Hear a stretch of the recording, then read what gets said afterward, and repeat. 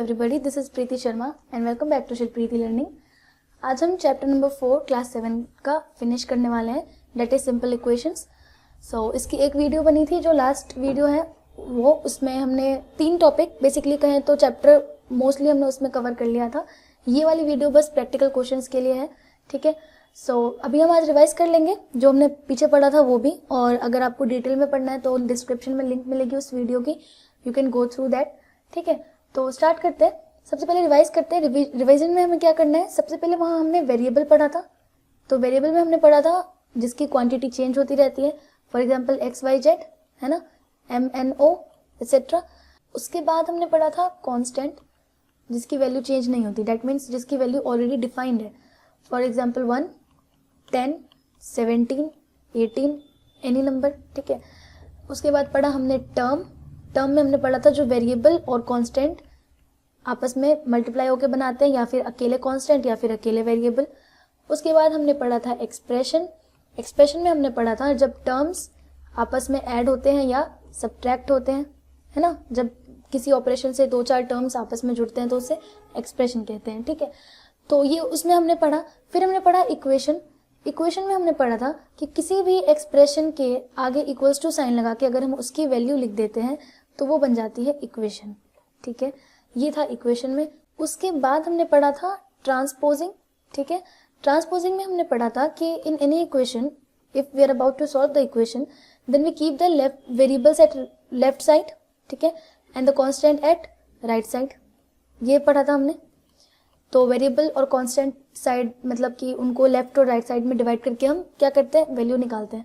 For example इस case में x variable है, वो अपनी जगह पे है, इक्वल्स टू साइन के लेफ्ट साइड है ही, बस 1 को उधर भेजना है, तो 1 यहाँ पे माइनस का है, वहां जाके प्लस का हो जाता है। ट्रांसपोजिंग में हमेशा साइन चेंज होता है, remember that. Then X equals to 1, ठीक है। ये हमने उस वीडियो में पढ़ा था। अब हमें प्रैक्टिकल क्वेश्चंस करने हैं, तो प्रैक्टिकल क्वेश्चंस करते हैं फिर। Let's begin. Here comes the question. Question number 1 is, add 4 to 8 times a number, you get 60. The question is saying कि अगर हम 4 ऐड करते हैं एक नंबर के 8 टाइम्स में, मीन्स कोई भी नंबर है उसको हम 8 टाइम्स कर रहे हैं, मीन्स उसे 8 से मल्टीप्लाई करके फिर उसमें 4 ऐड कर रहे हैं तो हमें 60 मिलेगा। ये है क्वेश्चन। तो इसे हम करेंगे कैसे।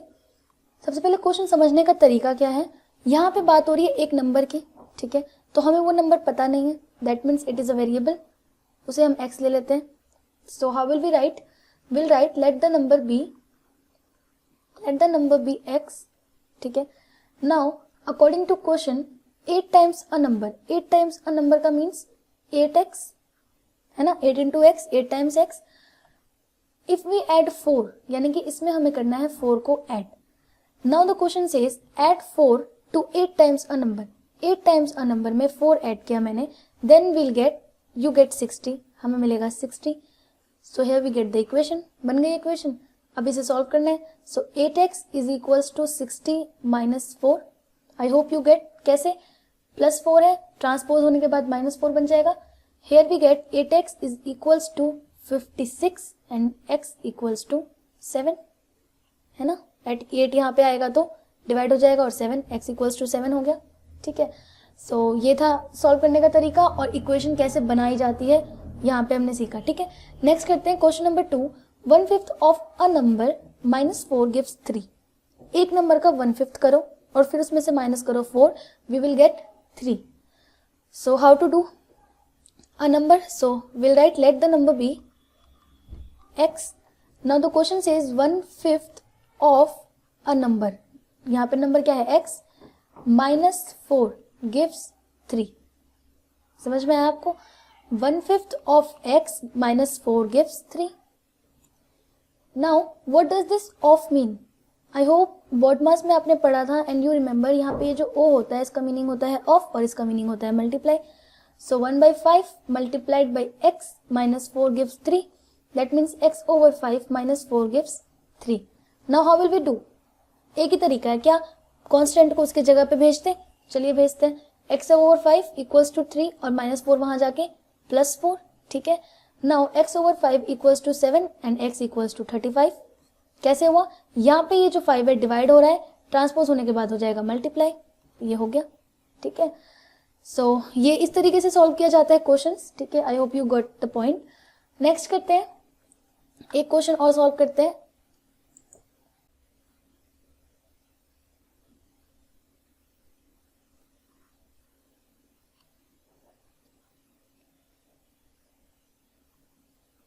So here comes the question. This is an isosceles triangle, ठीक है। And according to the question, यहाँ पे जो ये एंगल है और ये एंगल है, वैसे अगर आपको देखें तो लगता है कि ये एक इक्विलेटरल ट्रायंगल है, but suppose this is an isosceles triangle, ठीक है। सो लेट्स डू, यहाँ पे अकॉर्डिंग टू द क्वेश्चन ये दोनों जो बेस एंगल्स हैं ये इक्वल है, और आइसोसेलेस ट्रायंगल में इक्वल ही होते हैं, हमें पता है, क्योंकि ये दोनों साइड्स आपस में इक्वल होती है ना। सो द क्वेश्चन इज कि इसका जो वर्टेक्स एंगल है वो है 40 डिग्री, ठीक है। हमें बताया गया कि ये दोनों इक्वल हैं और ये एक आइसोसेलेस ट्रायंगल है। हमें कहा गया कि जो बेस एंगल्स है हमें वो फाइंड आउट करने हैं। बेस एंगल्स मतलब कि ये दोनों एंगल्स, इन दोनों एंगल्स को हमें फाइंड आउट करना है। तो हम कैसे फाइंड आउट करेंगे? सो लेट्स डू, यहाँ पे ये हमारा 40 डिग्री, ठीक है, और इसका मेजर हमें पता नहीं है। अब एक चीज हमने पढ़ी थी ट्रायंगल वाले चैप्टर में कि angle sum property of triangle is equals to 180 degree, ठीक है। और एंगल सम प्रॉपर्टी का मतलब होता है कि अगर ट्रायंगल ABC है then angle A plus angle B plus angle C will be equal to 180 degree. इसका मीनिंग यही होता है। तो अब यहाँ पे हमारे पास दिया हुआ है क्या कि एंगल A 40 डिग्री और एंगल B और एंगल C आपस में equal, angle B is equals to angle C। तो अगर मैं एंगल B की जगह एंगल C लिख दूं तो कोई दिक्कत नहीं होगी। So I can write angle C plus angle C equals to 180 degree, ठीक है। यहाँ पे हमने कोई वेरिएबल नहीं लिया, बट क्योंकि इक्वेशन वाला चैप्टर वेरिएबल ले लेते हैं तो लिख देते हैं let angle C equals to x, ठीक है, x degree. So here 40 degree plus x equals to 180 degree. ये वाली इक्वेशन चेंज होगी ऐसी वेरिएबल में, है ना। Now x plus x means 2x और यहाँ पे ये 40 डिग्री इक्वल्स टू 180 डिग्री। अब इसको हम सॉल्व कर सकते हैं, है ना।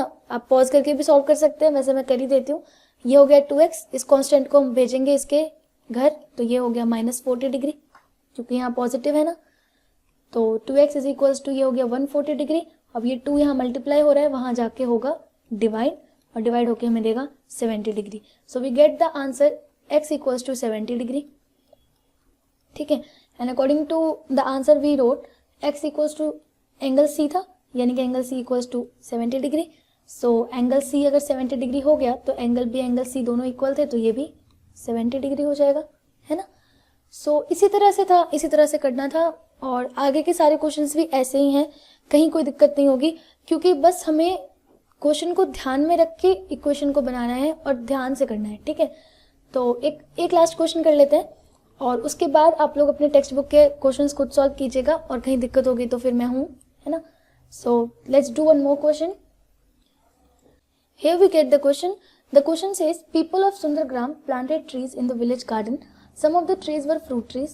कुछ fruit trees थी, ठीक है। सुंदरग्राम के जो लोग थे उन्होंने गार्डन में ट्रीज उगाई हैं। So they are practicing afforestation, अच्छी बात है। The number of non-fruit trees were 2 more than the 3 times the number of fruit trees. यहाँ पे हुई होगी थोड़ा सा दिमाग में कंफ्यूजन, थोड़ा सा मैस ये सुनते ही, बट कोई नहीं, हो जाएगा आसानी से। What was the number of fruit trees planted if the number of non-fruit trees planted was 77? This is the whole question. Now हमें क्या निकालना है, what was the number of fruit trees planted. So इसे आप एक trick कह सकते हैं जो 80% वर्क करती है, वो ये है कि जो हमें फाइंड आउट करना है उसे आप x ले ले, ठीक है। So let's write let the number of fruit trees equals to x, ठीक है। अभी हमने पूरा क्वेश्चन पढ़ा है पर अभी समझा नहीं है, बस हम फ्रूट ट्रीज हमें निकालनी है, हमने उसे x लिया है। Now the question is saying the number of non fruit trees, जो नॉन फ्रूट ट्रीज हैं वो 2 ज्यादा हैं फ्रूट ट्रीज के 3 टाइम्स से। The number of non fruit trees were 2 more than, 2 ज्यादा है, 3 times the number of fruit trees, 3 time the number of fruit trees. तो फ्रूट ट्रीज x है तो 3 टाइम ये हो जाएगा और इससे 2 ज्यादा, समझ में आया। 3 टाइम्स फ्रूट ट्रीज प्लस 2, बस यही तो करना है हमें। और उसके बाद ये किसके बराबर है, हमारे नॉन फ्रूट ट्रीज के। नॉन फ्रूट ट्रीज हमारे पास 77 है ना। तो हमारी इक्वेशन बन गई और बस ऐसे सॉल्व करना है, बहुत इजी था, बहुत सिंपल था।